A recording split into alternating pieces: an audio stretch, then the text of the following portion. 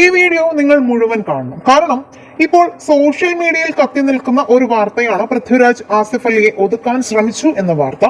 നടനും സംവിധായകനുമായ നാദിർ ഷാ കഴിഞ്ഞ ദിവസം നൽകിയ ഒരു ഇന്റർവ്യൂവിൽ അമർ അക്ബർ അന്തോണിയിൽ ആസിഫ് അലി ആ 3 പേരിൽ ഒരാളായിരുന്നുവെന്നും പിന്നീട് പൃഥ്വിരാജ് ആസിഫ് അലിയെ മാറ്റി ക്ലാസ്മേറ്റ്സ് ടീമിനെ ഇട്ടാൽ അവർ എടാ പോടാ എന്നൊക്കെ പറയുന്നത് ഒരു ഇമ്പാക്ട് ഉണ്ടാകുമെന്നും പറയുകയും തുടർന്ന് നാദിർ ഷാ ആസിഫ് അലിയെ മാറ്റി അതിലൊരു ചെറിയ റോൾ കൊടുക്കുകയും ഉണ്ടായി.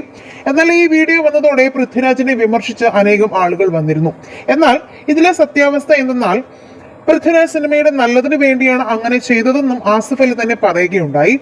മേരാ നാം ഷാജി എന്ന നാദിർ ഷയുടെ സിനിമയുടെ പ്രൊമോഷൻ സമയത്ത് തന്നെ ആസിഫ് ഇങ്ങനെ പറയുകയും ഈ നാദിർ ഷാ തന്നെ അമർ അക്ബറിൽ ഏറ്റവും കൂടുതൽ താൻ കടപ്പെട്ടിരിക്കുന്നത് പൃഥ്വിരാജിനോടാണെന്നും പറയുകയുണ്ടായി.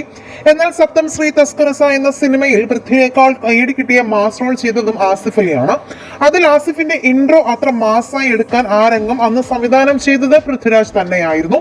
എന്നാൽ നിങ്ങൾക്ക് പലർക്കും അറിയാത്ത ഒരു കാര്യമുണ്ട്. പണ്ട് പൃഥ്വിരാജ് രാജപ്പൻ എന്നൊക്കെയുള്ള പേര് കേട്ട സോഷ്യൽ മീഡിയയിൽ ജാടക്കാരൻ എന്നൊക്കെ പറഞ്ഞ് എയറിൽ നിൽക്കുന്ന കാലം അന്ന് പൃഥ്വിരാജ് തനിക്ക് കോമ്പറ്റീഷനായി യുവനടന്മാർ ഇപ്പോൾ ഇല്ലെന്നും അങ്ങനെ ആളുകൾ വരണമെന്നും പോസിറ്റീവായി പറഞ്ഞിരുന്നു. എന്നാൽ പൃഥ്വിരാജ് എയറിൽ നിൽക്കുന്ന സമയത്ത് തന്നെ ആസിഫ് അലി പരസ്യമായി പൃഥ്വിക്കെതിരെ സംസാരിച്ച ആളാണ്.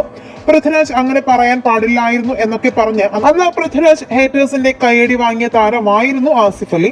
ഒരാളെ സോഷ്യൽ മീഡിയ മുഴുവൻ എതിരെ നിൽക്കുമ്പോൾ സിനിമാ പ്രവർത്തകൻ എന്ന രീതിയിൽ സപ്പോർട്ട് ചെയ്യുന്നതിന് പകരം അന്ന് ആസിഫ് അലി ആ അവസരം മുതലെടുത്ത് വീണ്ടും എയറിൽ കയറ്റുകയുണ്ടായി. അങ്ങനെയെങ്കിൽ പൃഥ്വിക്ക് ആസിഫ് അലിയുമായി സിനിമ ചെയ്യില്ല എന്ന് പറയാം. അതിനുശേഷം പല സിനിമകളും ചെയ്തു. ഒടുവിൽ കാപ്പ എന്ന സിനിമ വരെ ചെയ്തു. എന്തിനാ സോഷ്യൽ മീഡിയയിൽ വന്ന പൃഥ്വിയെ പരസ്യമായി രാജപ്പൻ എന്ന് വിളിച്ച ഐശ്വര്യ ലക്ഷ്മിയെ പോലും ഒരു മടിയും കൂടാതെ നായികയാക്കിയ ആളാണ് പൃഥ്വിരാജ്. അതുകൊണ്ട് ഈ വരുന്ന വിവാദങ്ങൾക്കൊന്നും ഒരു ന്യായവുമില്ല. കൂടാതെ ഇതിപ്പോൾ ഇളക്കി വിട്ട് പൃഥ്വിയെ തേജോവധം ചെയ്യുന്നതിൽ ഒരു പ്രത്യേക ഫ്രസ്ട്രേറ്റഡ് ഫാൻസ് ഗ്രൂപ്പ് മുന്നിലുണ്ട് എന്നതിൽ നിന്നും പൃഥ്വിരാജിന്റെ ഈ അടുത്ത കാലത്ത് കണ്ട വലിയ വളർച്ച തന്നെ ഉദാഹരണമാണ്. എന്തായാലും പൃഥ്വിരാജ് ആസിഫ് അലി എന്നിവർക്കിടയിൽ സ്നേഹം മാത്രമാണ് ഉള്ളത്. അവർക്കില്ലാത്ത പ്രശ്നമാണ് ചില കൃമികീടങ്ങൾക്കുള്ളത്.